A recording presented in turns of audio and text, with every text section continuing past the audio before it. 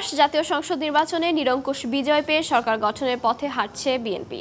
জাতীয় গণমাধ্যমের পাশাপাশি আন্তর্জাতিক মিডিয়াতেও এই বিষয়টি ফলো করে প্রচার করা হচ্ছে। এমন বাস্তবতায় বিএনপি প্রধান তারেক রহমানকে উষ্ণ অভিনন্দন জানিয়েছেন ভারতের প্রধানমন্ত্রী নরেন্দ্র মোদী। দিল্লির এমন শুভেচ্ছা বার্তা গুরুত্বের সঙ্গে তুলে ধরেছে ভারতীয় গণমাধ্যম। পাশাপাশি প্রচার করছে ভারতে আশ্রয় নেওয়া বাংলাদেশের গণ অভ্যুত্থানে বিতাড়িত শেখ হাসিনার বাণী। জাতীয় সংসদ নির্বাচনের পরদিন বিকেলে আনন্দবাজার পত্রিকার অনলাইনে প্রধান প্রতিবেদনটির শিরোনাম ছিল নৌকাবিহীন ভোটে বাংলাদেশের আস্থা চেনা ধানের শীষের উপর ক্রমশ পিছোতে 20 বছর পর সবার আগে বিএনপি।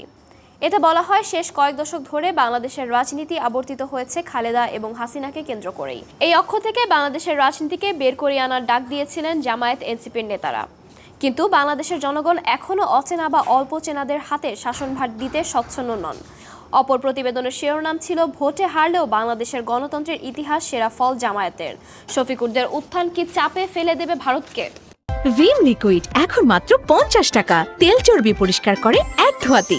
একই দিনে পত্রিকাটির অপর প্রতিবেদনের শিরোনাম ছিল ঘনিষ্ঠতা চায় পাকিস্তান। বাংলাদেশে তারেক রহমানের জয় নিশ্চিত হতেই পোস্ট পাক প্রধানমন্ত্রী প্রেসিডেন্টের কি বার্তা।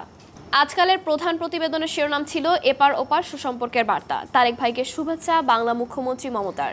এতে বলা হয়, ওপার বাংলায় নিরঙ্কুশ সংখ্যাগরিষ্ঠতা নিয়ে জয়ের পথে বিএনপি। আনুষ্ঠানিক ঘোষণা না হলেও মোদি থেকে মমতা তারেক রহমানকে বিজয়ের শুভেচ্ছা জানিয়েছেন। হিন্দুস্তান টাইমস বাংলার প্রধান প্রতিবেদনের শিরোনামে বলা হয়, দিল্লিতে বসে ভোট প্রত্যাখ্যান হাসিনার।